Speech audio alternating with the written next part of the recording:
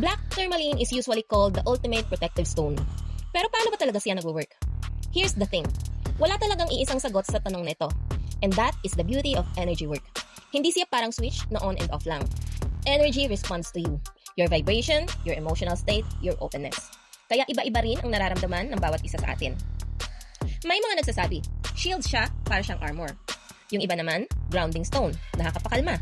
At meron din nagsasabi, transmuter, kaya niyang gawing light ang heavy energies. Ang totoo, tama silang lahat. Let's quickly look at the science behind this crystal. Black tourmaline is both pyroelectric and piezoelectric.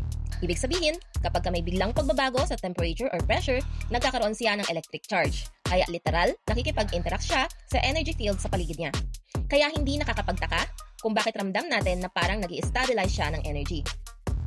Think of this energy circuit in 3 stages. Number 1, shielding. It creates a boundary. Hindi agad dumidikit sa iyo ang chaos ng paligid.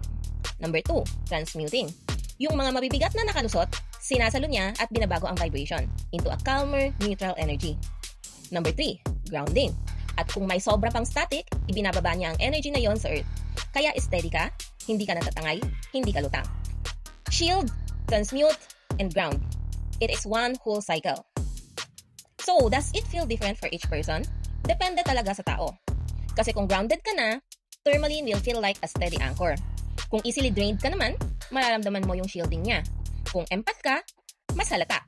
Kasi siya yung unang sumasalo ng emosyon ng iba bago pa dumampi sa'yo. Kaya nga tawag ng iba, empath's bodyguard crystal. Pero kahit hindi ka empath, magbe-benefit ka pa rin.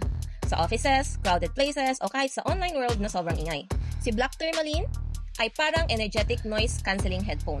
Nililinis niya yung static para makahinga ka ulit. So kung transmuter na siya, bakit kailangan pa rin siyang linisin? Dahil kahit na na-neutralize na niya ang energy, nag-iiwan pa rin iyon ng residue. Parang water filter. Kahit na-filter niya ang maduming tubig, may naiiwan pa rin. Kaya cleansing is like pressing reset. Hindi dahil hindi siya effective, kundi para bumalik ang crystal sa pinaka-fresh vibration niya. Protection with black tourmaline does not mean nagtatayo ka ng pader. Ibig sabihin, you can still be open, you can still connect. Pero naka-center ka, hindi ka basta natatangay o wala sa sarili. It's less about isolation and more about coherence with the Earth's grounding field. Kaya siya paborito ng nakararami. Kasi, hindi lang siya shielding and grounding, it teaches you how to hold intensity with grace.